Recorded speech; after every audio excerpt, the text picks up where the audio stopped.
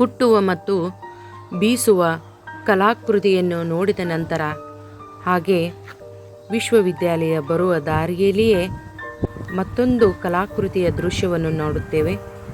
ಆ ದೃಶ್ಯ ಒಬ್ಬ ಹೆಣ್ಣು ಮಗಳು ತನ್ನ ಮಗುವನ್ನು ಸ್ನಾನ ಮಾಡಿಸುತ್ತಿರುವ ದೃಶ್ಯ, ಜೊತೆಗೆ ಅಲ್ಲಿರ್ತಕ್ಕಂತಹ ನಾಯಿಯ ಒಂದು ನೈಜತೆಯನ್ನು ನೋಡಬಹುದು.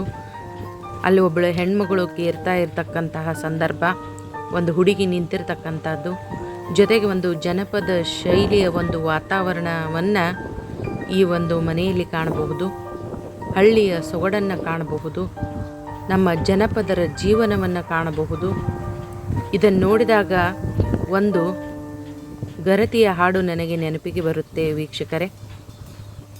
ಆಡಿ ಬಾನನ ಕಂದ ಅಂಗಾಲ ತೊಳೆದೇನ ತೆಂಗಿನಕಾಯಿ ತಿಳಿನೀರ, ತೆಂಗಿನಕಾಯಿ ತಿಳಿನೀರ ತಕ್ಕೊಂಡು ಬಂಗಾರದ ಮಕವ ತೊಳೆದೇನ, ಕೂಸು ಇತ್ತ ಮನೆಗೆ ಬೀಸಣಕ್ಕೆ ಆತಕ, ಕೂಸು ಕಂದಯ್ಯ ಒಳ ಹೊರಗ, ಕೂಸು ಕಂದಯ್ಯ ಒಳ ಹೊರಗ ಆಡಿದರ, ಬೀಸಣಕಿ ಗಾಳಿ ಸುಳಿದಾಂಗ,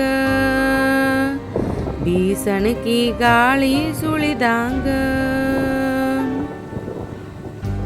ಹಾಗೆ ಮತ್ತೆ ಮುನ್ನಡೀತಾ ಹೋದ ಹಾಗೆ ಮತ್ತೊಂದಿಷ್ಟು ಕಲಾಕೃತಿಗಳ ಅನಾವರಣವನ್ನು